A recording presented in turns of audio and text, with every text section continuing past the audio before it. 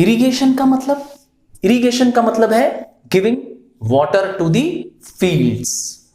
अब इरिगेशन का मतलब तो हम जानते हैं, आप ये भी जानते हैं कि इरिगेशन के मींस में वेल का बहुत अच्छा यूज होता है, कैनाल्स का यूज होता है, टैंक्स का यूज होता है। पर आप क्या ये जानते हैं कि वेल्स कितने टाइप के होते हैं और वेल से वाटर निकालने के क्या क्या तरीके हैं? चलिए, हेलो एंड जैन student, welcome once again to your own channel sir Tarun Rupani.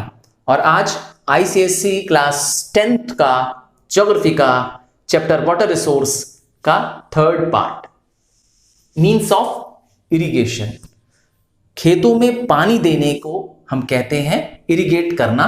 Yes, तो इरिगेशन डिपेंड करती है किस पर? हाँ, वाटर सप्लाई पे डिपेंड करती है। वहां पर कैसा है, वहां के लैंडफॉर्म पे कैसा है, रिलीफ कैसा है वहां का, वहां की नेचर ऑफ सॉइल कैसी है और वहां का क्लाइमेट कैसा है।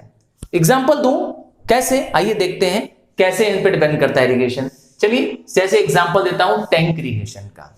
अब टैंक इरिगेशन कहां ज्यादा पॉसिबल है? डेक्कन प्लेटो रीजन में। ऐसा क्यों? क्योंकि टैंक आर नेचुरल डिप्रेशंस, है ना। So when there is a rainfall, this depressions get filled with water, बन गया टैंक। तो टैंक इरिगेशन ज्यादा कहां है? डेक्कन रीजन में है। और क्यों है? क्योंकि वहां पे रॉकी नॉन पोरस टाइप की लैंडफॉर्म है, वहां की जो क्रस्ट है ऐसी है, बारिश पड़ती है, डिप्रेशंस पे जाकर के पानी इकट्ठा हो जाता है, बन जाती है टैंक डेक्कन रीजन में, है ना। बट यस, जहां पर अलुवियल सॉइल है, जैसे आप मैं रह रहा हूं, यस, जहां गंगा वैली है, वहां पे टैंक इरिगेशन नहीं पॉसिबल है ज्यादा, क्योंकि सॉइल पोरस नेचर की है, सॉफ्ट नेचर की है। पानी आएगा और कहां चला जाएगा? अंडरग्राउंड में चला जाएगा। नतीजा आप टैंक इरिगेशन नहीं यूज कर पाएंगे यहां पर। तो देखा, इरिगेशन डिपेंड करता है वाटर पे, सॉइल पे, रिलीफ पे और क्लाइमेटिक कंडीशंस पे। अब आते हैं इरिगेशन की दो हेडिंग है। इरिगेशन को दो मेथड, दो सोर्सेस पे डिवाइड किया जा सकता है।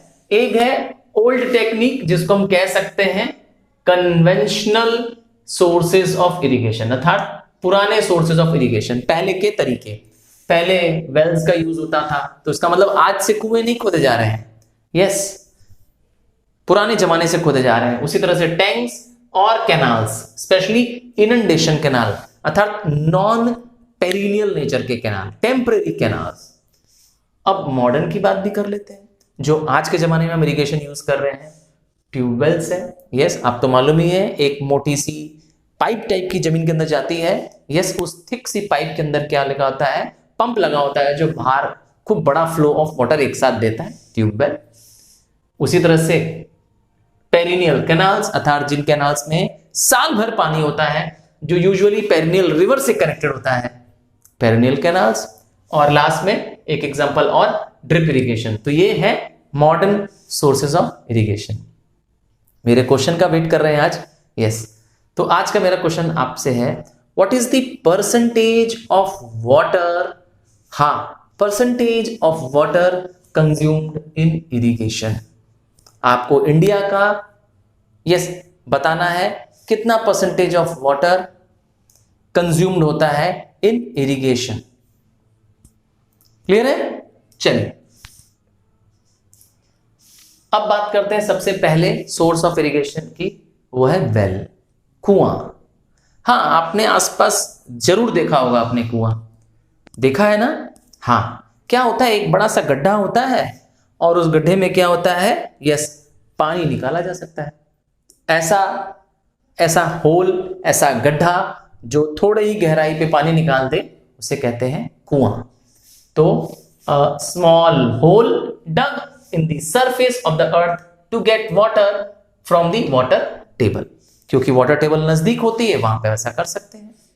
अब आता है, वेल के भी दो टाइप होते हैं। क्या आप जानते हैं वेल के दो टाइप्स? चलिए, पहला टाइप को मैं बताता हूं, लाइन्ड वेल। तो आपको बताना है, यस, कि आप ऐसे कुएं पे गए हैं जहां पर चारों तरफ दीवार बनी हुई है, यस, गोलाई में, राउंड में वॉल बनी हुई है। ऐसा वॉल क्यों बनाया गया है? ताकि कोई दौड़ते हुए आए और वो गिर ना जाए कुएं में, है ना। बच्चे अगर आसपास कहीं खेल रहे हैं और दौड़ते हुए गिर ना जाए कुएं में, तो इसीलिए बनाई गई होती है क्या, लाइंड वेल्स। इस वेल को क्या कर दिया गया है, आर्टिफिशियली डिग करके, आर्टिफिशियली खोद करके बनाया गया है, और क्या किया गया है, राउंड में सीमेंटेड वॉल बना दी गई है, ब्रिक से दीवार बना दी गई है। स्क्रीन पे आप डायग्राम भी देख सकते हैं।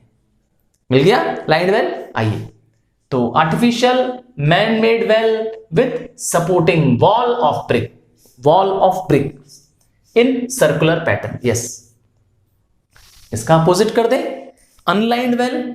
ये यूजुअली नेचुरल वेल्स होते हैं और they do not support by the brick wall. इसमें ब्रिक की वॉल नहीं होती है, ये सीधे एक बड़े से डग होता है, ओपनिंग होती है, बस। इसका मतलब है अगर आप दौड़ते हुए गए और लाइंड वेल है और आपने ध्यान नहीं दिया, अनलाइंड वेल है और आपने ध्यान नहीं दिया, चपा। समझ गए ना।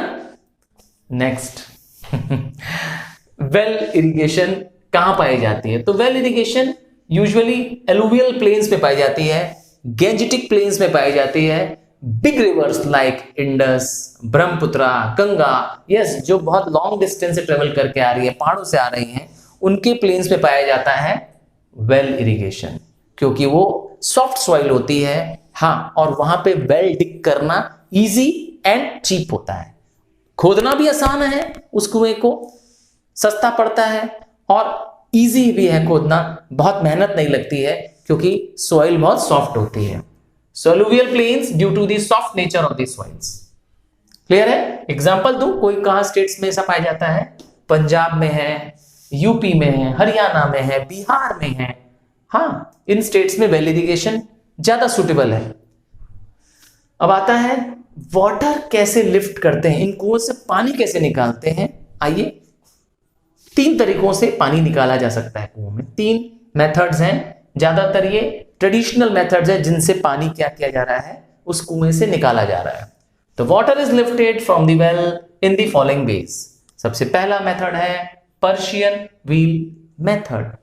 पर्शियन व्हील, हाँ, एक बड़ा सा जायंट सा व्हील है, उस व्हील के रिम्स में, उस व्हील के रिम्स में बकेट लगे हुए हैं।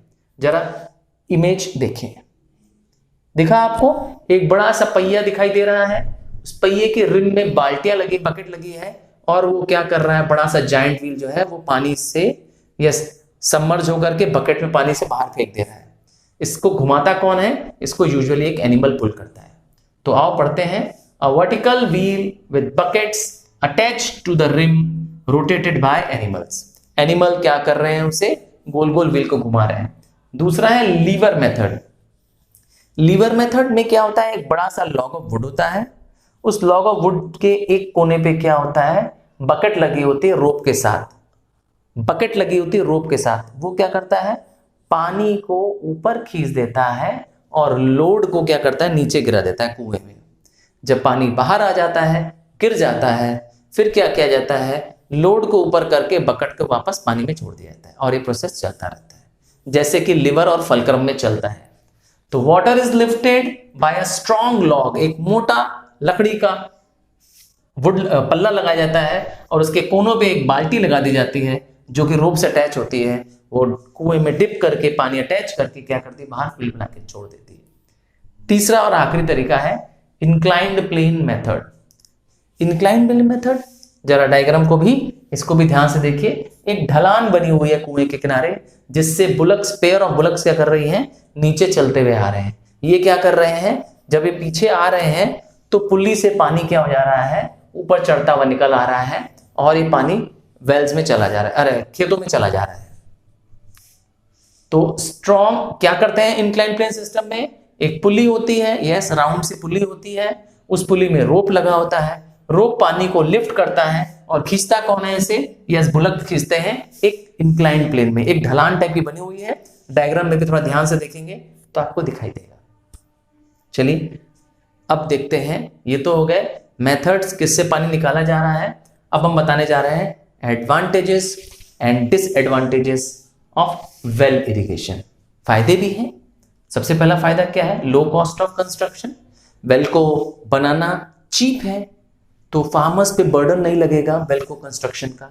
दूसरा है इवन ऑक्सन अर्थात बैल को भी इस्तेमाल कर सकते हैं, एनिमल्स को इस्तेमाल कर सकते हैं। Even the ox can be used for pulling the water, पानी निकालने के लिए एनिमल्स का स्पेशली ऑक्स का यूज कर सकते हैं। तीसरा सबसे बड़ा फायदा क्या है, एडवांटेज क्या है वेल इरिगेशन का, pumps and tubewells can also be used in the wells to lift water if they are deep below. बहुत गहरे में पानी अंदर चला गया है तो वेल्स में ही ट्यूबवेल फिट किया जा सकता है, पंप लगाया जा सकता है, यस मोटर लगा करके पानी बाहर लिफ्ट किया जा सकता है। ठीक है ना, ये तो हो गए एडवांटेजेस। बुराइयां भी होगी वेल इरिगेशन में। सबसे पहली बुराई की बात करें, डिसएडवांटेज की बात करें, पहला है difficult to dig in hilly and stony areas. बताया था आपको पहले ही कि अलुवियल प्लेन्स में क्या पाए जाते हैं, वेल इरिगेशन ज्यादा पाई जाती है, जहां पर नदियों की सॉइल्स है। Yes, Ganga, Brahmaputra, Indus reverse के प्लेन्स में ये ज्यादा बेटर है क्या वेल इरिगेशन। क्यों? क्योंकि वहां पर सॉइल सॉफ्ट है, वेल डिग करना इजी है, और क्योंकि रिवर्स पेरिनियल है इसीलिए उन वेल्स में भी पानी पेरिनियल रहता है। पर जहां हिली एरियाज है, जहां स्टोनी एरियाज है, अब बात है पत्थर को काट करके कुआं बनाना कितना मुश्किल काम होगा। So difficult to dig in hilly and stony areas. Then दूसरा डिसएडवांटेज है they quickly get dry up. Usually जो वेल्स रिवर के एंड्स में नहीं बने होते हैं, पेरिनियल रिवर से अटैच नहीं होते हैं, वो समर्स में ड्राई अप हो जाते हैं। और सबसे बड़ी समस्या क्या है, the distribution of well varies from region to region. Yes, सब जगह वेल्स नहीं बनाया जा सकता है, it depends upon the region to region, क्योंकि सॉइल का नेचर और वाटर की अवेलेबिलिटी डिसाइड करेगा कि वेल वहां हो पाएगा कि नहीं हो पाएगा। समझ में आ गया है तो एक जोरदार लाइक बटन प्रेस करो, और सब्सक्राइब नहीं किया है, पहली बार देख रहे हो, ओहो you are at an utter loss, अभी सब्सक्राइब का बटन दबाओ और ऑल का बटन प्रेस कर देना ताकि मेरे सारे लेटेस्ट वीडियोस के नोटिफिकेशंस तुमको मिलते रहे। If you are an ICSE students, there is a golden opportunity for you people to be a part of me because I am your mentor for your ICSE board 2022. Yes, आपका और मेरा एक combination होगा और definitely मैं और आप best results देंगे। बट करना क्या होगा, आपको मेरा साथ देना होगा, मेरे साथ यस वीडियोस को अटेंड करना होगा, लेसन्स को अटेंड करना होगा, स्मार्टली नोट्स बनाना होगा, यस स्मार्ट होकर के नोट्स बनाना होगा, और स्मार्ट स्टडी करते हुए यस अपने टाइम का बेस्ट यूज करते हुए आप क्या करेंगे, अपने बोर्ड्स को फेस करेंगे। सो इसी आशा के साथ कि आपने अगर सब्सक्राइब नहीं किया है तो सब्सक्राइब करें, और अपने फ्रेंड्स को, क्लासमेट्स को भी क्या करें, इन वीडियोस के बारे में बताएं, और उनको भी क्या करें, यस सब्सक्राइब करवा दें। So see you in another video, another class, bye.